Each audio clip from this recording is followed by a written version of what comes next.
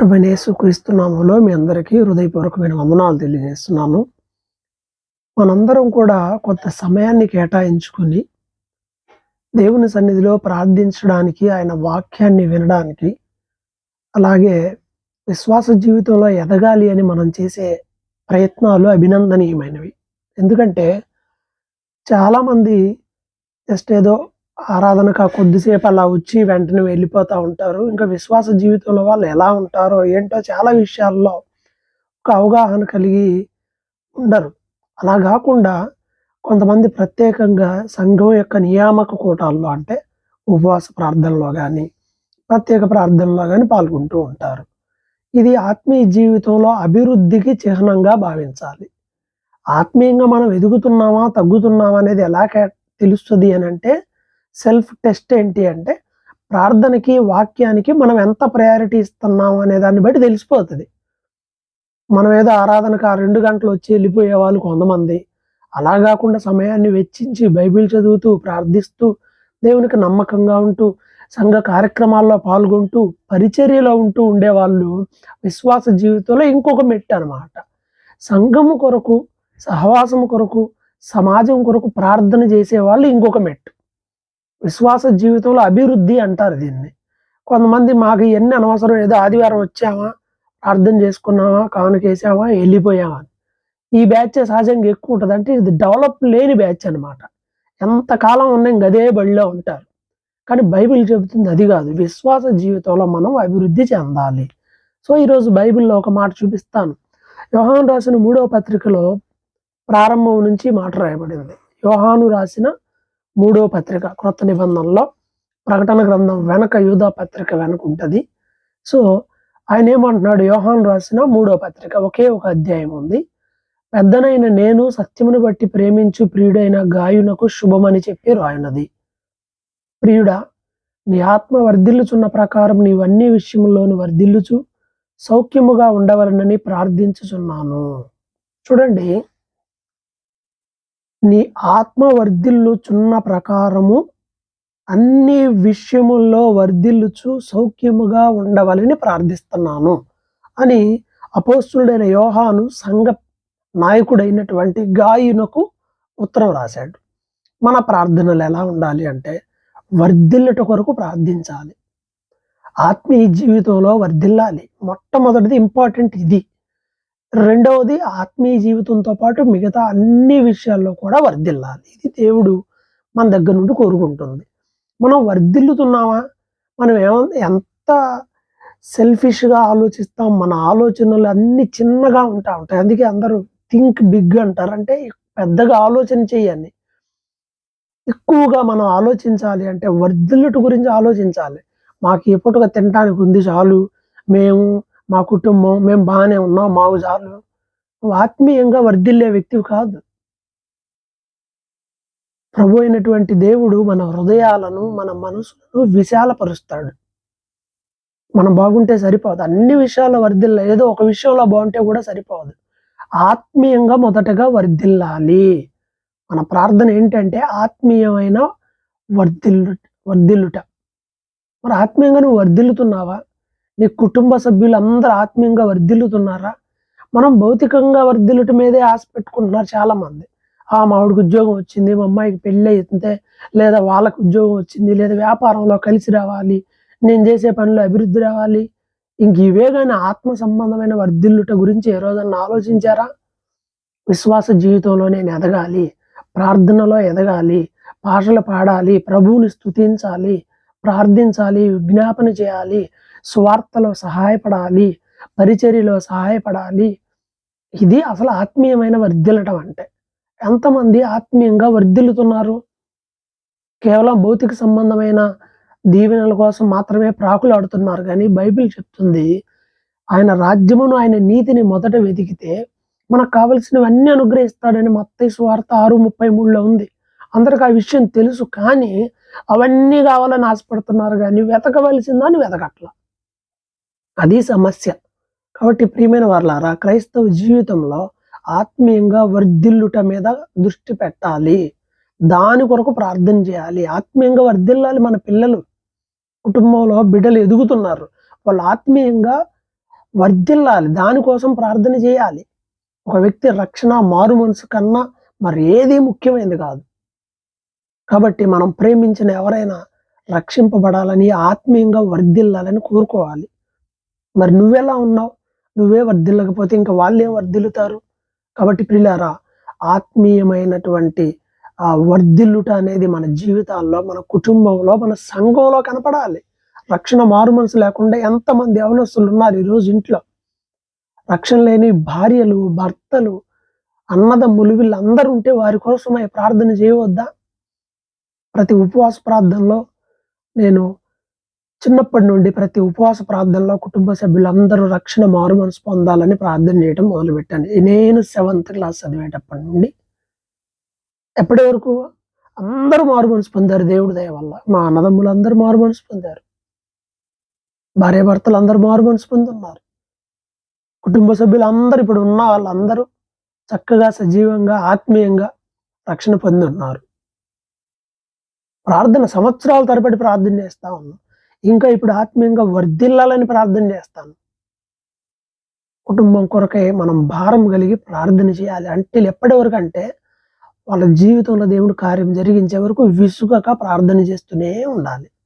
భారం కలిగి ప్రార్థన చేయాలి. చేస్తున్నారా? సమయాన్ని దేవుని సన్నిధిలో గడుపుతున్నారా? మన బిడ్డలు ఆత్మీయంగా వర్ధిల్లాలి. భౌతికంగా ఎవరన్నా వర్ధిల్లితే ఎంత సంతోషపడతారు. ఓ, మా అమ్మాయి ఎక్కడుందండి, మా అబ్బాయి ఎక్కడ చదువుతున్నాడండి, మా ఆవిడికి ఉద్యోగం వచ్చిందండి. ఈరోజు లోకల్లో ఎవరు లేరు, అంతా గ్లోబల్ ఆలోచనలన్నీ ప్రపంచవ్యాప్తంగా అయిపోయినాయి. లోకల్ ఆలోచన చేయట్లా, మనం ఎక్కడో ఉండి లోకల్ ఏదో అనుకుంటున్నారు కానీ అందరూ గ్లోబల్ అయిపోయారు. అంటే ప్రపంచవ్యాప్తంగా పిల్లలు అక్కడ చదువుతున్నారు, పిల్లలు అక్కడ ఉద్యోగాలు చేస్తున్నారు, అక్కడ వ్యాపారాలు చేస్తూ ఉన్నారు. ఆలోచనలు మారిపోతున్నాయి, పెద్ద స్థాయిలోకి వెళ్ళిపోతున్నాయి. మరి ఆత్మీయంగా మనం అలా వెళ్తున్నామా? ఆత్మీయంగా కూడా వర్ధిల్లాలి కదా. మంచిది అలా అవ్వాలని నేను కూడా కోరుకుంటాను. మనం ప్రపంచం అంతటికి దీవెనకరంగా ఉండాలి. అయితే మన విశ్వాసము, మన జీవితం కూడా ఆత్మీయంగా వర్ధిల్లాలి. ఆత్మీయంగా మనం వర్ధిల్లాలి. మన పిల్లలు వర్ధిల్లాలి. వారి కొరకు ప్రార్థన చేయాలి. పిల్లలు ఎదుగుతూ ఉండగా వాళ్ళు లోబడాలి. వాళ్ళ కోసం ప్రార్థన చేయాలి. తిరుగుబాటు స్వభావాలు కనిపిస్తూ ఉంటాయి. యవ్వన కాలంలోకి వచ్చేపాటికి తిరుగుబాటు స్వభావాలు కనిపిస్తూ ఉంటాయి.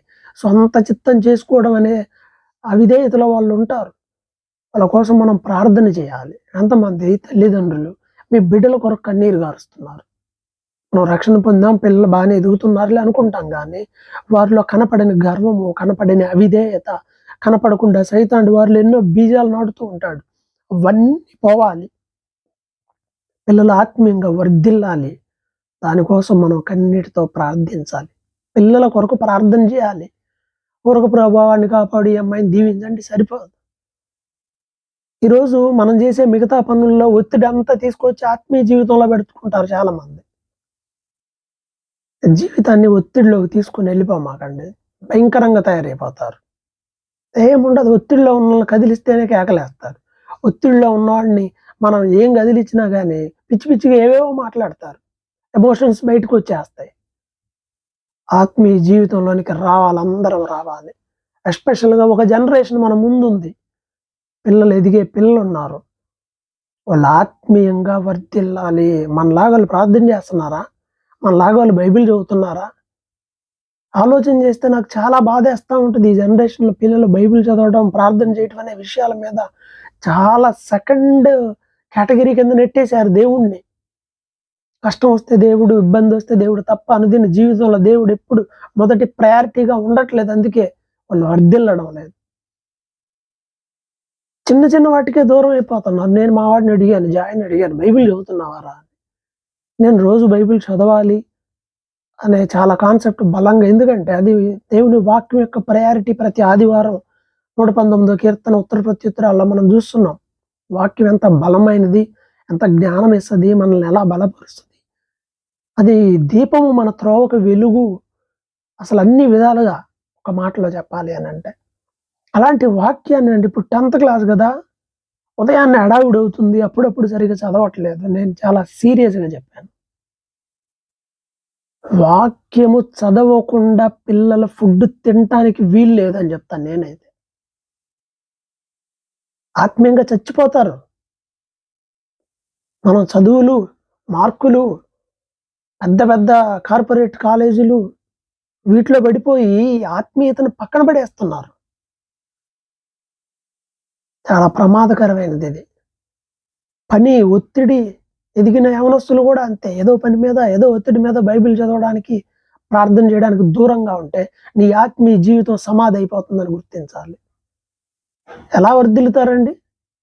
బైబిల్ చెప్తుంది ఆదికాండంలో యోసేపు వర్ధిల్లాడు. ఆదికాండంలో మనం చూస్తే 39వ అధ్యాయం 2వ వచనంలో చూస్తే, దేవుడు యోసేపుకు తోడై ఉండెను గనుక అతడు వర్ధిల్లుచు తన యజమాని ఇంట ఉండెను. ఎక్కడో వేరే దేశంలో కూడా ఉండి అతను వర్ధిల్లుతూనే ఉన్నాడు. పని చేసే చోట వర్ధిల్లుతున్నాడు. కారణం ఏంటంటే దేవుడు ఆయనకి తోడుగా ఉన్నాడు. దేవుడు తోడుగా లేకపోతే ఎవ్వడు కూడా వర్ధిల్లడు. దేవుని మాట వినకుండా ఎవ్వరు వర్ధిల్లరు.